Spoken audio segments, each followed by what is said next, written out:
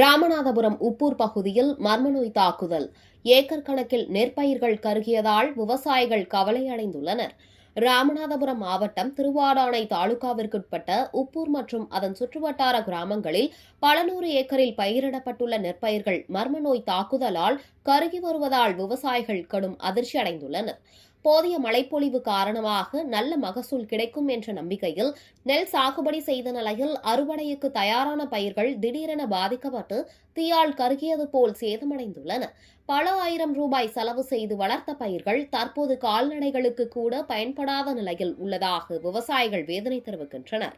இதனால் விதை நெல் கூட தேராத சூழல் ஏற்பட்டுள்ளதாக கூறும் விவசாயிகள், மாவட்ட நிர்வாகமும் வேளாண்மைத்துறை அதிகாரிகளும் உடனடியாக ஆய்வு செய்து பாதிக்கப்பட்டவர்களுக்கு உரிய இழப்பீடும் நிவாரணமும் வழங்க வேண்டும் என கோரிக்கை விடுத்துள்ளனர்.